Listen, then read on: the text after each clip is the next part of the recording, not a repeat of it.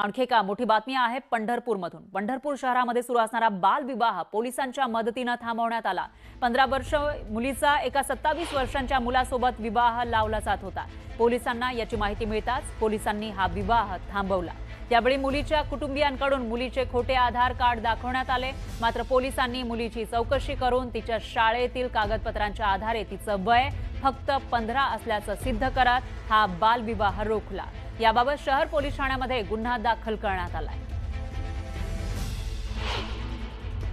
जे बालविवाह रोखण्यामध्ये आम्हाला यश मिळालं, तर ते आम्हाला मिळालेल्या माहितीनुसार आम्ही त्या ठिकाणी हजर झाल्यानंतर त्या मुलीची चौकशी केली असता तर त्यांनी आम्हाला खोटे आधार कार्ड दाखवले. खोटे आधार कार्डवरती मुलीचं वय 18 वर्ष पूर्ण दाखवलं होतं. पण आम्ही अगदी सखोल चौकशी केली आमच्या पोलीस पथकाने, निर्भया टीमने. त्याच्यातून आम्हाला निदर्शनास आले, की मुलीची वय फक्त 15 वर्ष 3 महिने होते आणि त्या मुलीचा विवाह एका 27 वर्ष इतक्या मोठ्या वयाचा गॅप असणाऱ्या मुलासोबत होत होता. तर त्याच ठिकाणी आम्ही तो बालविवाह रोखला